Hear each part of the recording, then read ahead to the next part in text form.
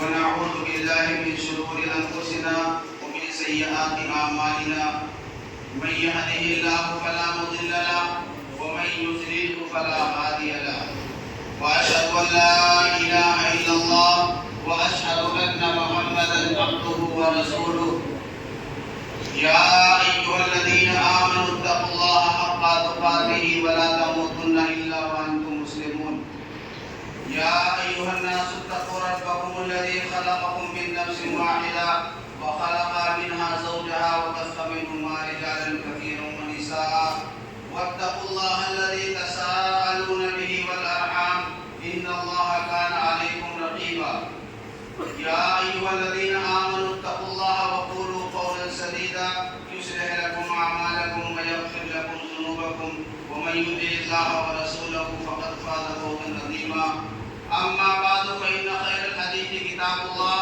وخير الهدي هدي محمد صلى الله عليه وسلم وشر الأمور محدثاتها وكل محدثة بدعة وكل بدعة ضلالة وكل ضلالة في النار.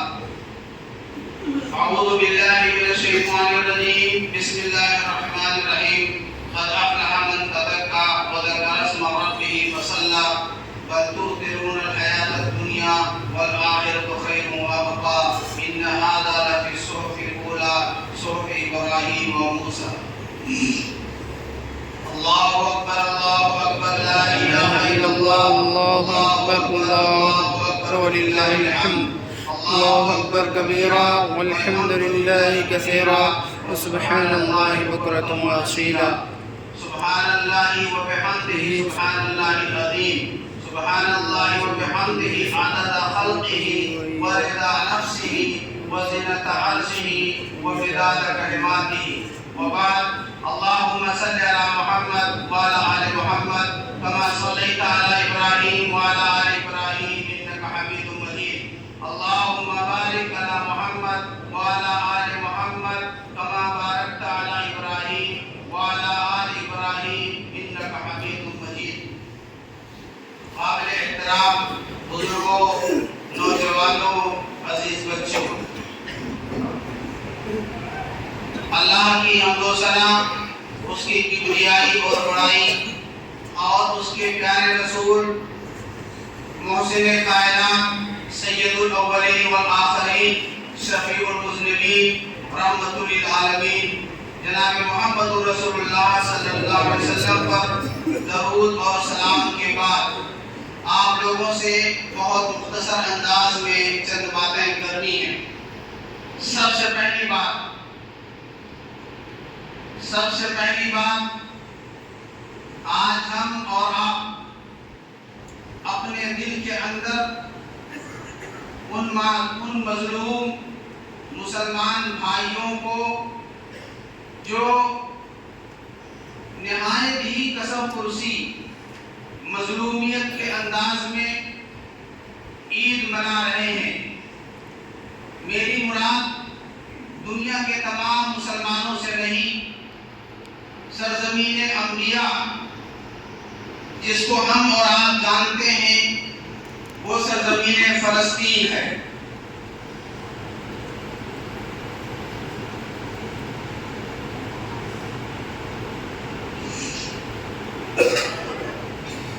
ان کو یاد کریں، ان کی لاچاری بیچاری کو یاد کریں. ہم کتنے امن و امان کے ساتھ اچھے کپڑے پہن کر خوشبو سے معطر ہو کر اپنے ملک کے اندر امن و امان شانتی کے ساتھ عید منا رہے ہیں. ایک مسلمان کو نبی اکرم صلی اللہ علیہ وسلم نے تعلیم دی ہے کہ جیسے ایک مسلمان کا جسم ہے، پورے دنیا کے اندر مسلمان ایک جسم کے مانند ہیں. اگر کہیں جسم میں درد ہوتا ہے پورا جسم محسوس کرتا ہے. ہم کو آپ کو مظلوم فلسطینیوں کے درد کو محسوس کرنا چاہیے. کچھ نہیں کر سکتے، کم از کم ان کے حق میں دعا ضرور کرنی چاہیے. جو شہداء ہیں وہ تو جنت کے اندر ہیں، ان کے لیے بھی دعا کریں.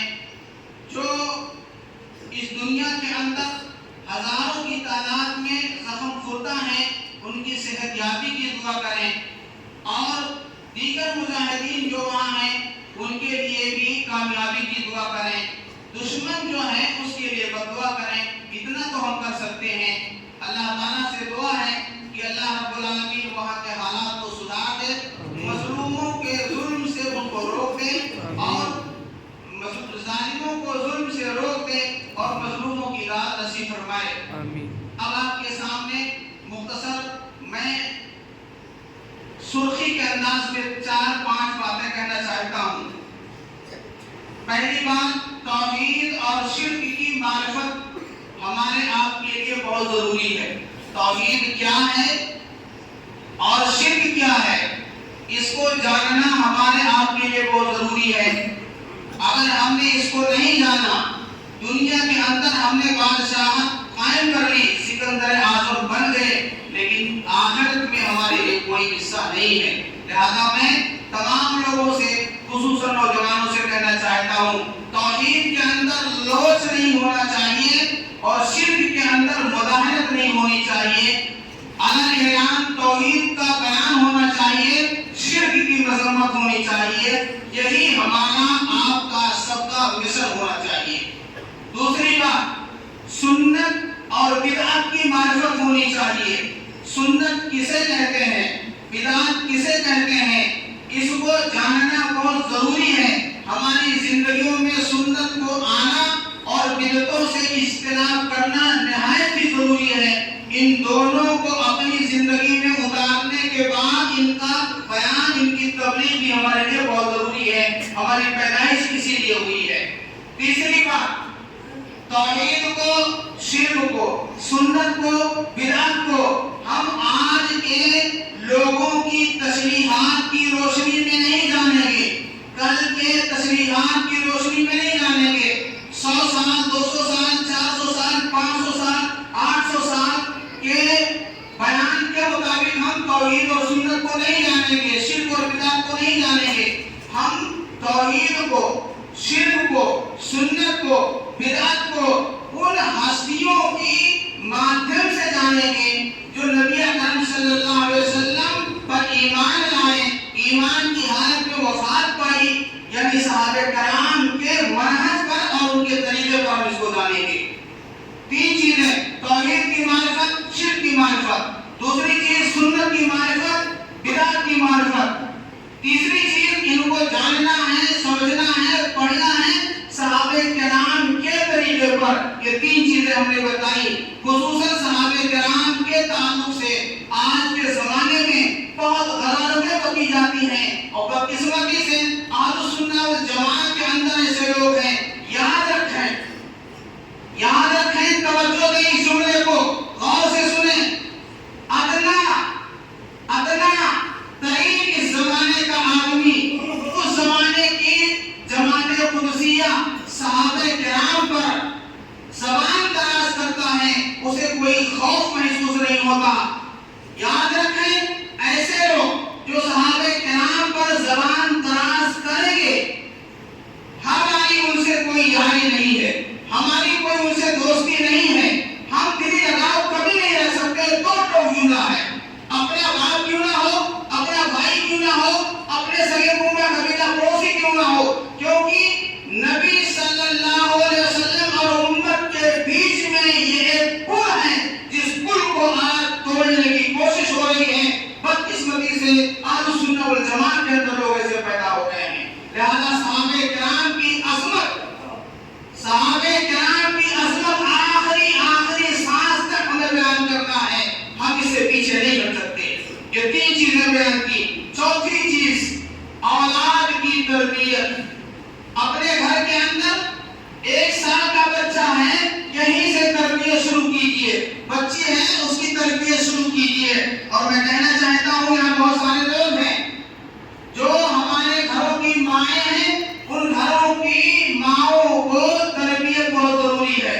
جہاں جہاں اہل حدیث کے مساجد ہیں، ان مساجد کے اندر کم از کم جمعے کا اہتمام اور عید کا اہتمام ہر مسجد کے اندر ہونا چاہیے، اور عورتوں کی حاضری ہونی چاہیے، کیونکہ عورتیں ہی اصلاً تربیت گاہ ہے بچوں کی۔ یہ بچوں کے اندر جو ذہنی ارتداد دیکھ رہے ہیں، بچے بچے بچیاں مرتد ہو رہے ہیں، ان کی خطائیں نہیں ہیں، ہماری خطائیں ہیں۔ لہذا اولاد کی تربیت یہ چوتھی چیز ہے۔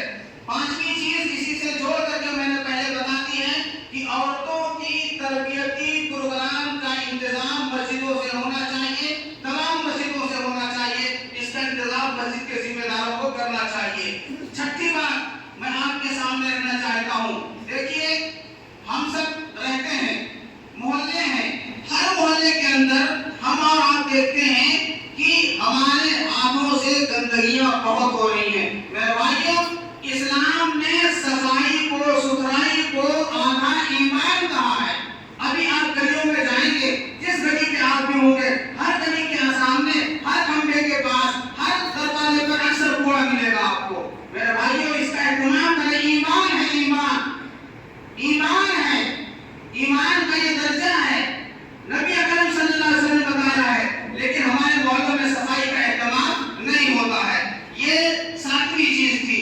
میں آپ کے سامنے ایک آخری چیز کہہ کر اپنی بات ختم کرنا چاہتا ہوں۔ یہاں مسجد کے اندر سوموار، منگل، بدھ، جمعرات 4 دن درس قرآن ہوتا ہے۔